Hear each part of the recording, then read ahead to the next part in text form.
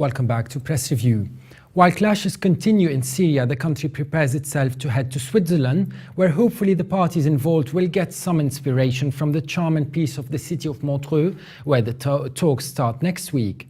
But let's start as usual with the front pages here in the UK.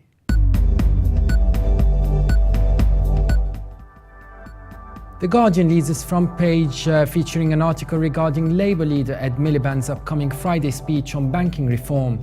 The Labour leader is expected to say that he will refer high street banks to competition authorities if his party is elected in 2015 in an attempt to bring greater competition to financial services. The paper also features an illustration of the assassination of Archduke Franz Ferdinand above an article about the descendants of the Archduke who say that his family should not be blamed for the outbreak of the First World War.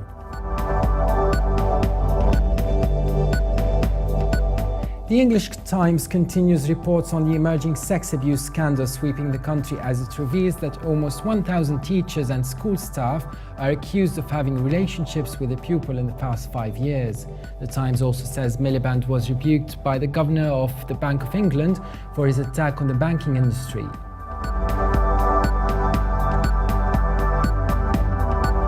The Scottish Herald says Europe has come to the fore in the referendum debate after academics raised serious questions over the SNP's timescale to declare independence after a yes vote and the terms of the country's future membership of the EU.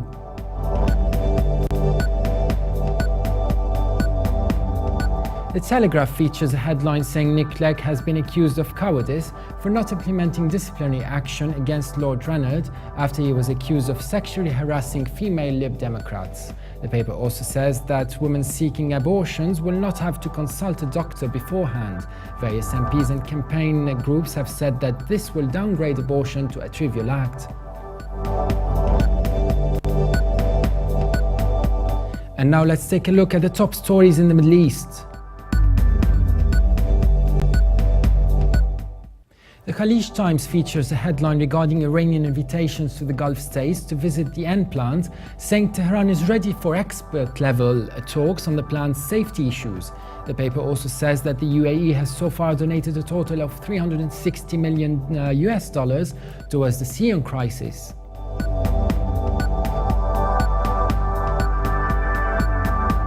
And the Kuwait Times says that the Emir has so far pledged a total of $2.4 billion for Syria, less than half of the UN target. The paper also says the US Secretary of State John Kerry is determined to push ahead with Mideast peace despite slurs by Israel's defense minister, including saying that he has a sense of messianism.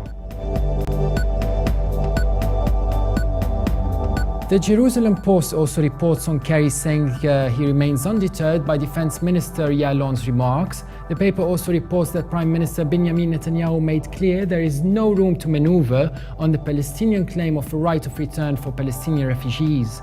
The same article said Israel remains committed to achieving an agreement for a two-state solution. And finally, from the Middle East, the Kurdish Globe reports that Barzani, president of the KDP, has said that Kurdish flag indicates the unity of Kurds and should be respected on the official Kurdistan Flag Day. The paper adds that terrorist threats are on the rise in Mosul.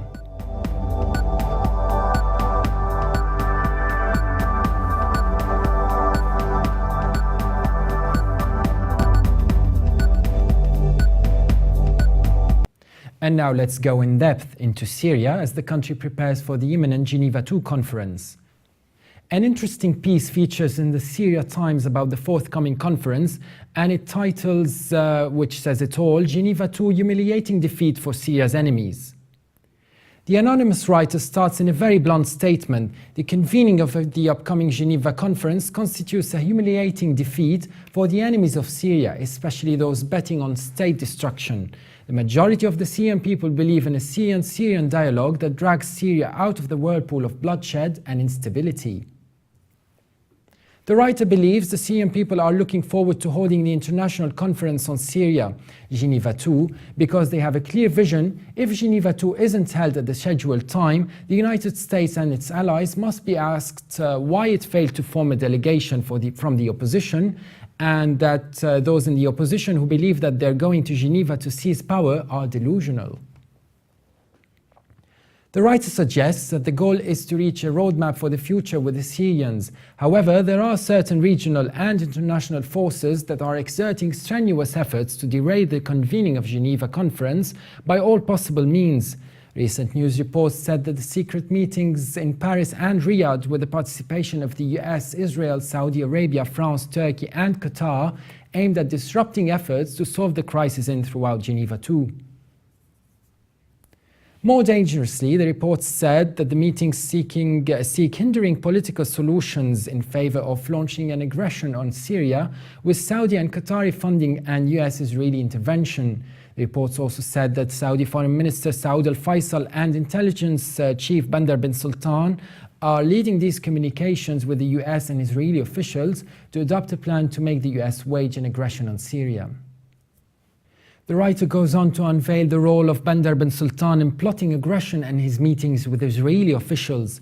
Peace concludes that any agreement reached at Geneva will be put to referendum by the Syrian people, and if not approved, it will be worthless and meaningless and cannot be implemented. And now let's go to neighboring Turkey, where just like Lebanon, Syria's other neighbor, the country elects a new leader in March. Very challenging times for Erdogan, who has been much criticized recently. Reuters features a piece titled "Erdogan may prevail against Turkish preacher Gulen, but at high political cost." The writers Nick Tattersall and Asli Kandemir analyze Erdogan's position upon the imminent elections. The writers start by depicting last month's damaging inquiry into alleged government corruption, which has spiraled into a battle over the judiciary with potentially much further reaching consequences for the country's international image and Erdogan's own future.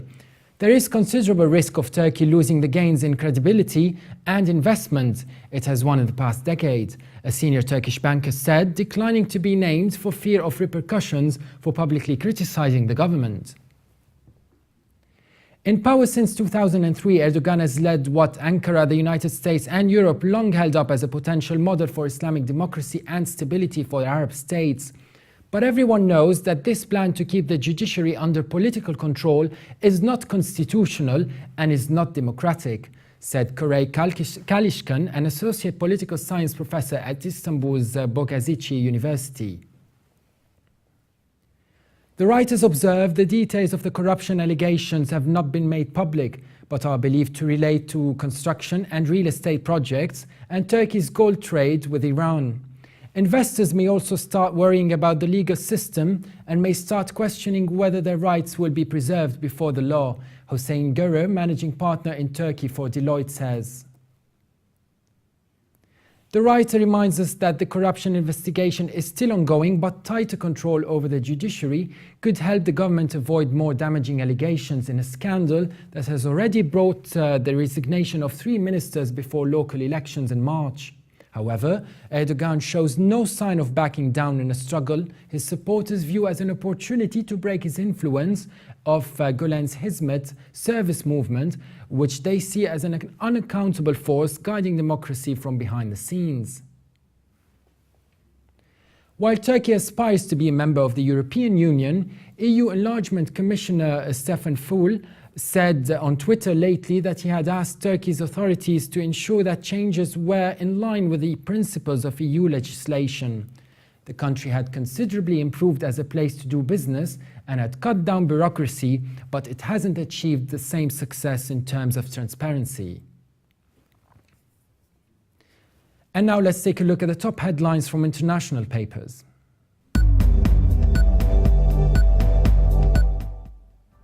Starting with the China Daily, which writes that doubt has been voiced on Tokyo's diplomatic push after Shinzo Abe, Prime Minister of Japan, made a controversial visit to a war shrine. Abe is on the far right wing, and there are fears he is endangering relationships with China and South Korea. And the New York Times features an image of South Sudan refugees and says that elite Greeks are starting to feel the effects of austerity as Greek prosecutors pursue corruption cases against high-ranking officials.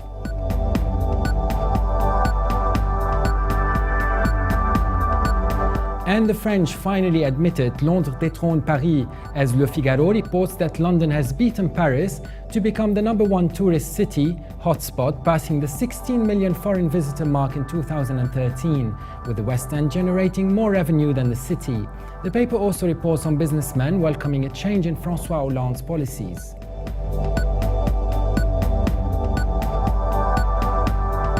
The Moscow Times says foreigners view Russia's economy more positively than the country's own officials following the opening of the Gaida Forum in Moscow on Wednesday.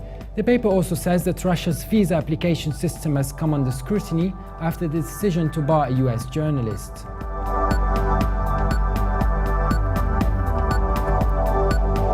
And for more updates, please visit levant.tv. Thanks for watching. Bye for now.